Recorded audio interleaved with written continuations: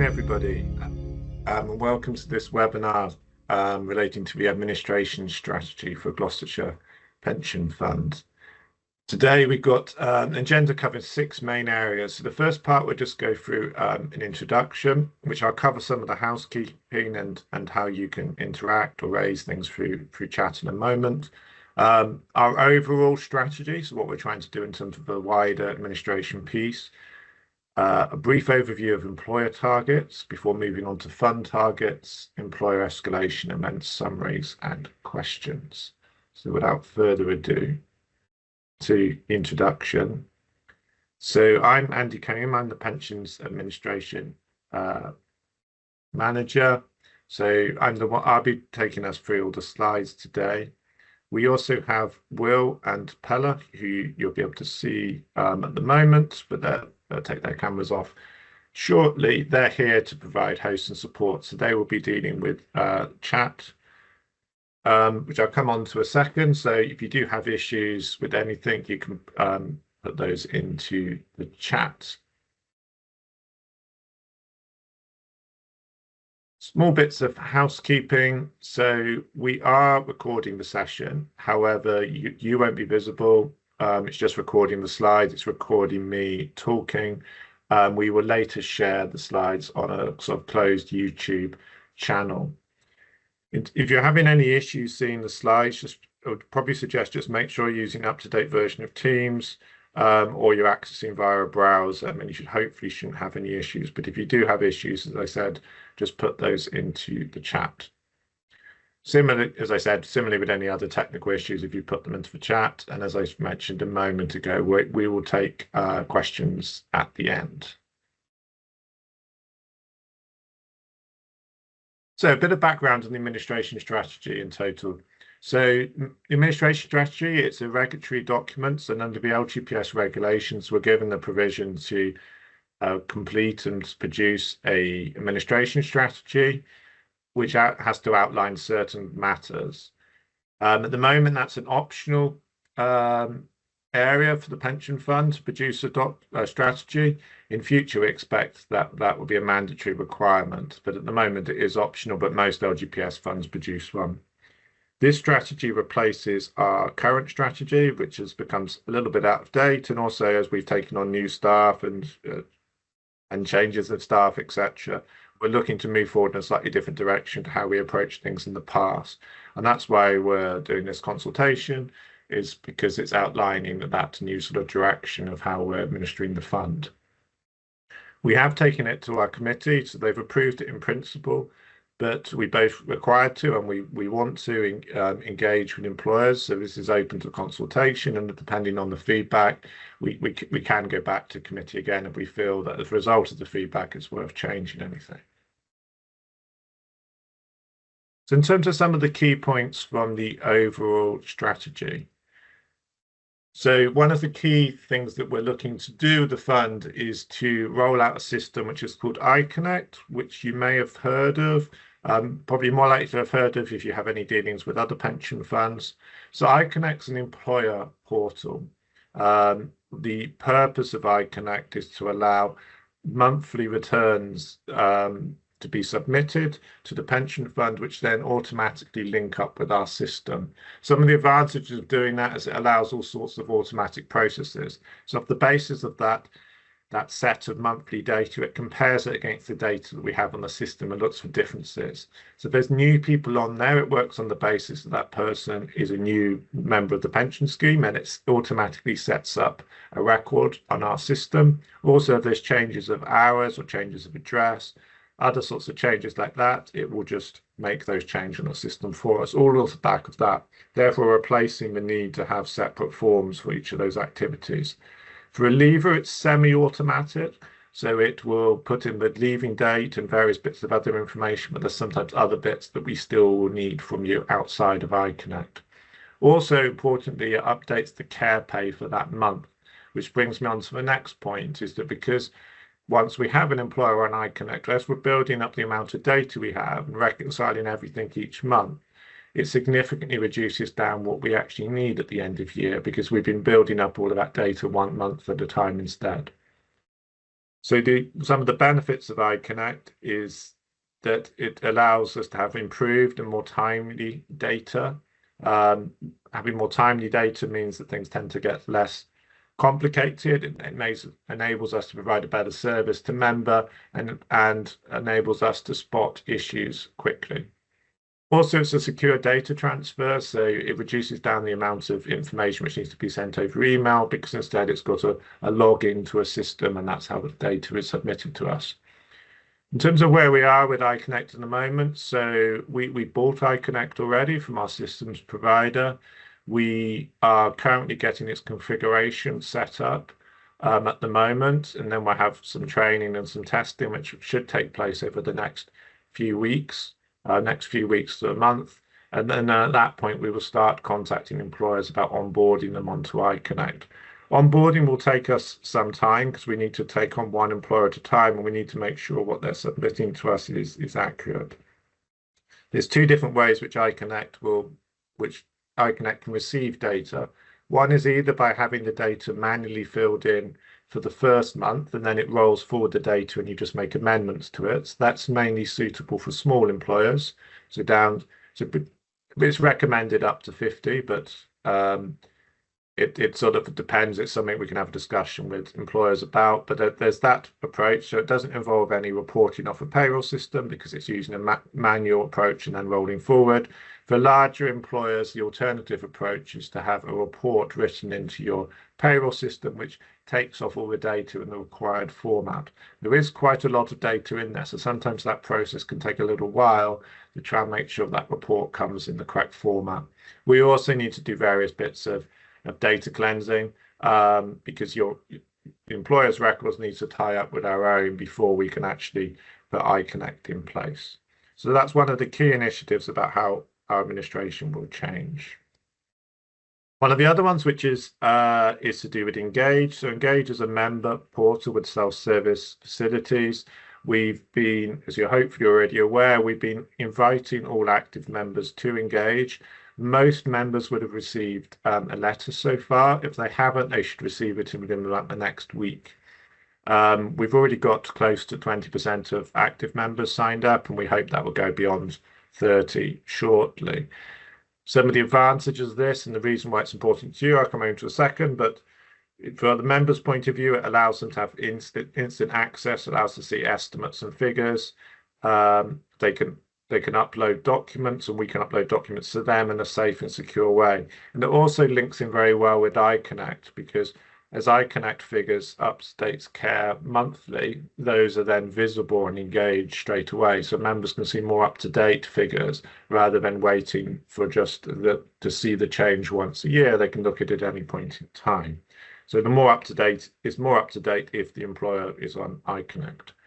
And it's generally part of a similar theme of us trying to move away from using sort of paper or email-based ways of transferring information and trying to use it more through safe and secure portals instead.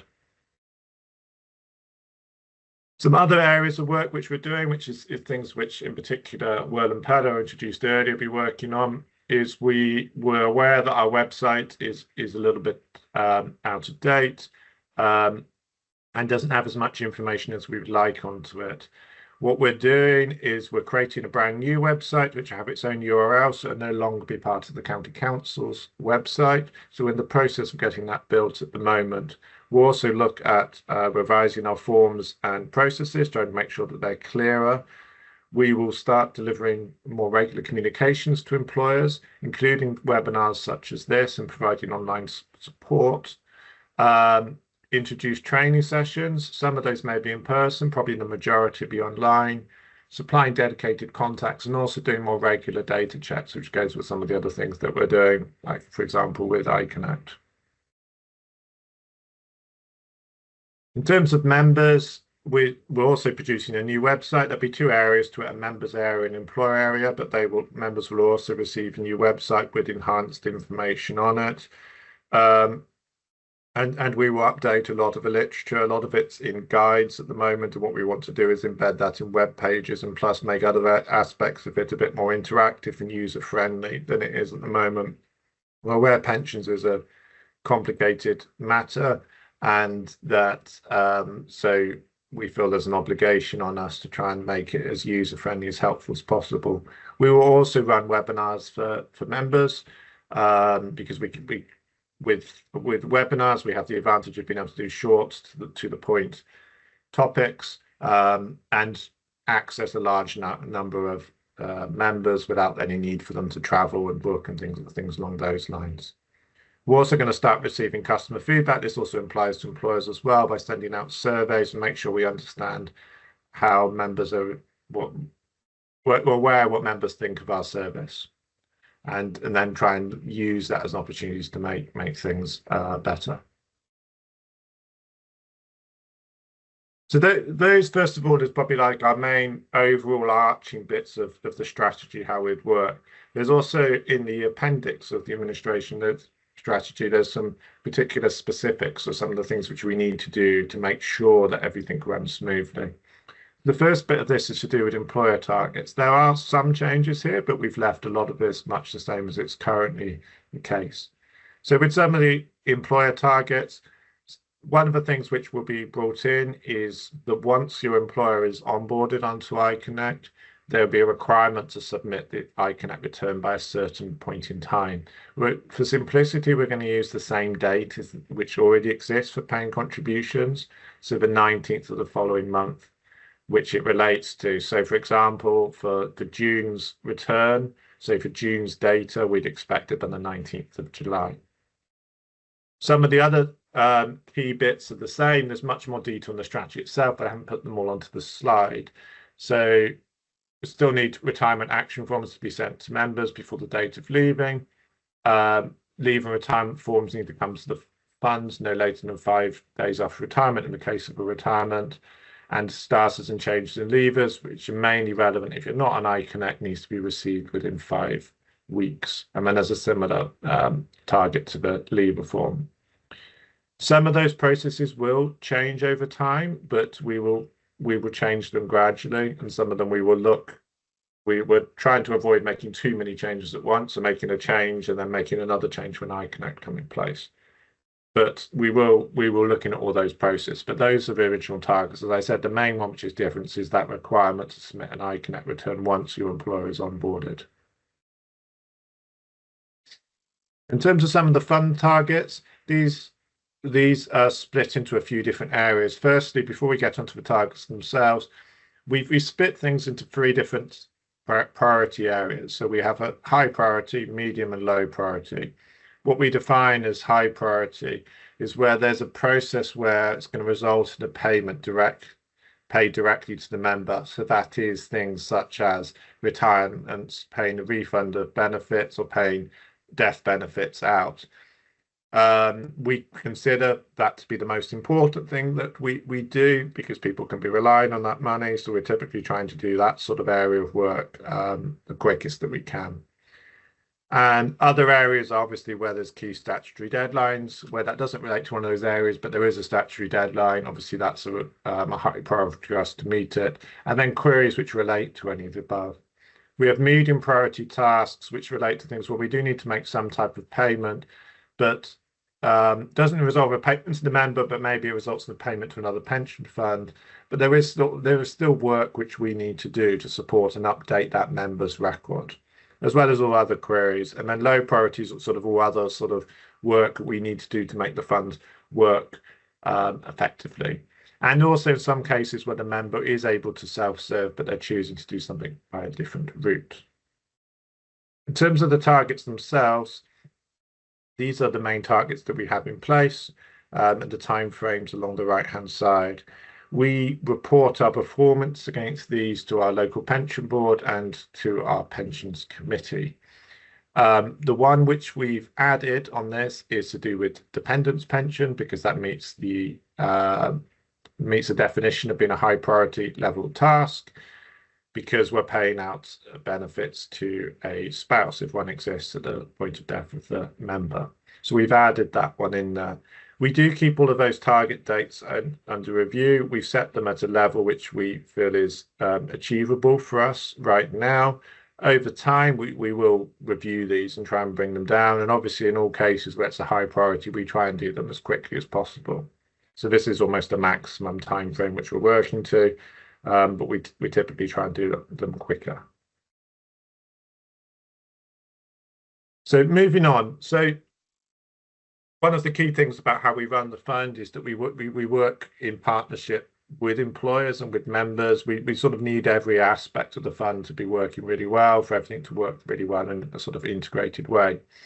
On occasion, and this doesn't happen a lot, but it does happen on occasion, so we need some sort of provision for that. Sometimes our way of working with an employer doesn't work particularly well for one reason or another. So we have a provision for this in the administration strategy about what we do in those circumstances. So the way that we look at it is that somebody in our office will identify that there's some type of issue. So that may be something like we haven't received multiple forms in a timely manner, or that we are receiving forms but they're incorrect, or we're receiving returns which are incorrect and not filled in properly. And what we will do, and this is split out in the strategy, is we'll look at it slightly differently depending on what we think the issue is. So typically, if we're not receiving anything at all and we're trying to engage with an employer and receiving no response, then that suggests that there is an engagement issue with the employer. So we will look at a few different ways to try and make sure that engagement happens, because we do need to administer the scheme effectively for the members. So initially, that will be trying alternative contacts. It may be escalating to hire people in our organization to make sure this is getting the right level of priority that it should do, the piece of work. And then ultimately, if a lot of that fails, we do have the option, as we do in the current administration strategy, to go for a sanction approach. That's not my preferred approach at all. I much prefer to go with engagement and escalation, but we do need some sort of final point that we do something if other areas have failed.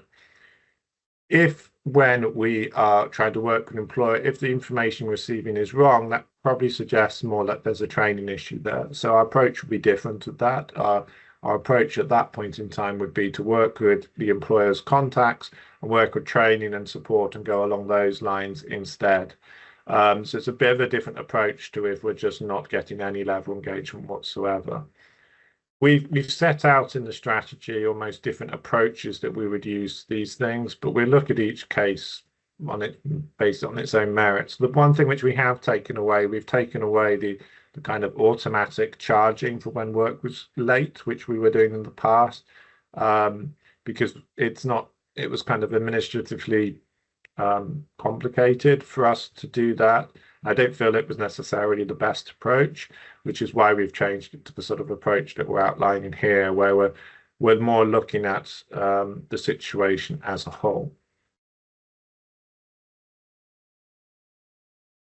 So that's the end of the sort of key points which I was trying to cover in the strategy. Obviously, the strategy is quite long itself, but the purpose of this webinar wasn't to go through every part of the overall strategy. It was to try and give you an idea of the direction of travel, the sort of key things which we're looking at, and just provide some highlights of some of the key issues. So some of the just key points as takeaways from this is we're using new technology. We're looking to work in a different way. We're looking to do more things automatically wherever possible. We want to improve employer engagement through some of the things I talked about earlier. For improved resources, we're aware that those need to be better than what they currently are. We need to make a few things a little bit more user-friendly, and we need to have better provision online, and we need to be a bit more proactive with communicating. We're using an alternative approach to employer escalation, as I outlined a few moments ago. And the point which I hadn't actually mentioned so far is that, but it is mentioned in the emails, that the consultation will close on the 11th of February. If you do have particular comments you want to make on the consultation, if you email them to me, because it's best if we can have them in writing. Similarly, it can be helpful if you're just supportive of what it says and you don't have any concerns with it, if you can email as well. But we'll take any responses that we do have, because it's useful for us to have them. Before I go on to questions, just one other point that I'd mention, just because whilst we have employers on the call, I mentioned briefly earlier about we have a pensions committee and a local pension board. So there are two different types of committee which basically oversee what we do. So the pension fund committee is primarily made up of councillors, but we do also have an employer representative spot on that committee, which is vacant at the moment. So it's an opportunity for employer to put forward a contact who is then involved at a strategic level with our decision making, because our pension committee is our decision making body. So when we're taking certain key documents or key decisions forward, they are taken through from officers such as myself, and they're passed to the committee to approve. So there's an opportunity to be involved in the governance and the oversight of how the board works. So we have one as an employer representative. We also have another one as a member representative, as a scheme member representative from the local pension board. The local pension board is more like an advisory and scrutiny type body. So it sort of sits alongside the committee. So it's there to support the work of the committee. Because we're partly mentioning that here, because a lot of employer contacts will often be members of the scheme as well. So it is possible to join the board on that basis. We will send around something separately for this, but I just thought I'd give a little bit of an introduction whilst we had various people here on this call, so that to give you a bit of an insight to it. It is a really good opportunity to get involved in things like this. The meetings are held in work time. There's 4 meetings a year. The committee meetings are held in person. The local pension board meetings at the moment are held virtually on Microsoft Teams. We said we will send something around. If you are interested, if you as well, or you want to have a further conversation, if you email, it's our head of pensions who mainly deals with this, but I can pass on the information to him. So finally reached the end of everything I was going to go through. So open to any questions. If you do have questions, if you put them into the chat, and then what will happen is that Will and Pella will ask me the questions. That some of that's for the benefit of recording, because the chat won't appear in the recording. So Will or Pella, do we have any questions? Okay, we have a question from A. Kovacs. Are you planning on getting it in place for April? I'm probably making an assumption what it is in this case. So we're talking about the administration strategy itself. Yes, the idea is it will be in place before April, because depending on the result of the consultation, if the consultation does not bring up any concerns which make us rethink how we've drafted it, then we'll approve it shortly after the consultation close. If the consultation responses result in a number of comments which make us rethink it, then we would enough to us to change the draft, and then we would take it back. And there was a follow-on question. iConnect will be available for April too? Potentially, yes. We anticipate it being set up by April. But it will take us time for it to roll it out across all employers which are particularly keen to go on iConnect earlier. We can certainly have earlier conversations with them. So yes, we can potentially roll out. It's not fully set up on our system. It should be in the next few weeks. I just want to remind people that this consultation closes on Tuesday, the 11th of February. So we have 3 weeks before, and on Tuesday, the 11th of February, we will be publishing the final pension administration strategy. We have another question from Clerk External. I'm sure that's not their name, but they ask, our pension returns are done by a third party. Can we share the employer login with them?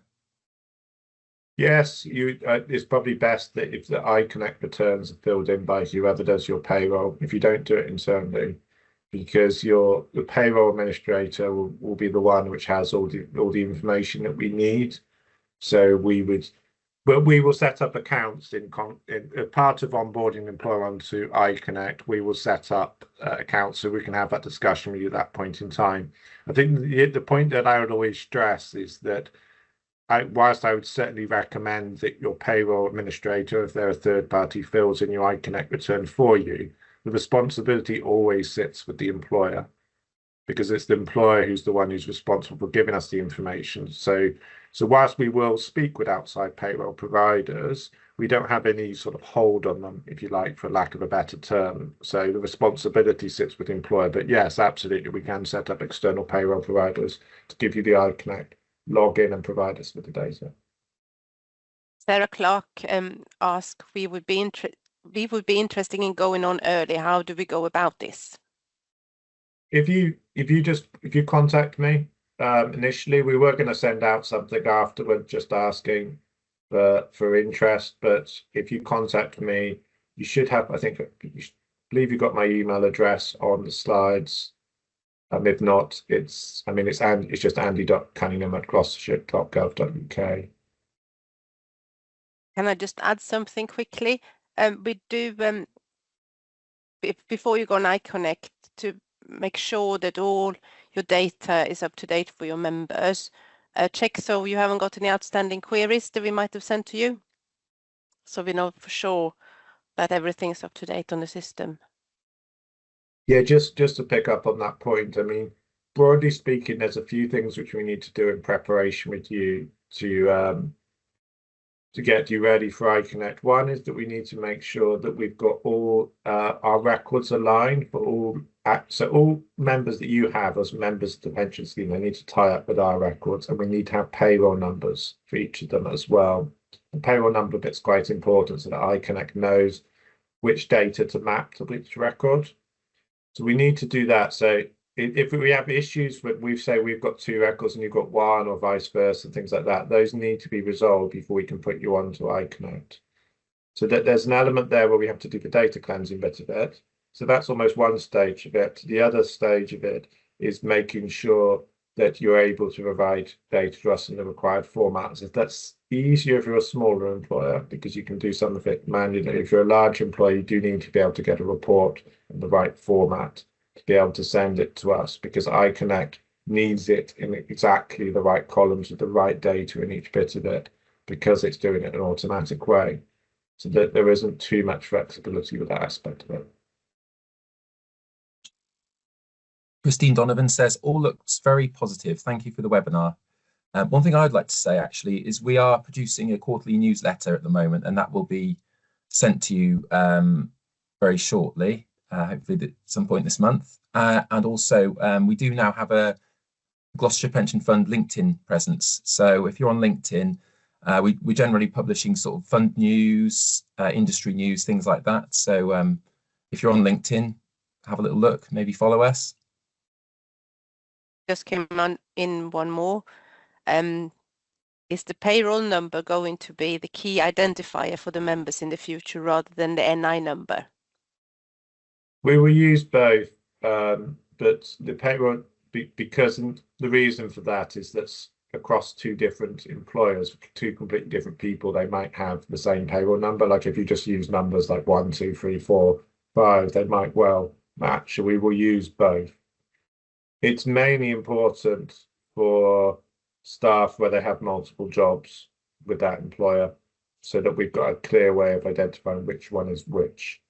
So we know some employers might not hold something which they call like a payroll number as such, but it's sometimes you can produce it some other way. Like you may be able to just add some other like suffix or number that you have somewhere else on the payroll system. If you don't do your own payroll, it'd be worth just speaking with your payroll provider to find what is the best number to give us. Because once you do start giving us something which we're calling a payroll number, it needs to always be given to us the same way, because otherwise an iConnect, it won't identify it as being the same person if that number changes. So yes, it will be the key identifier.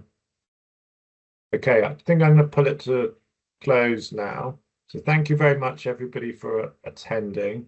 We will ask your feedback afterwards of how this webinar has gone, as well as obviously feedback in general about the strategy, which I said, if you can email me if you've got any formal feedback. But we also are keen to know feedback on the webinar. This is the sort of first employer webinar that we've done, so we're always keen to understand if there's ways which we can improve what we're doing.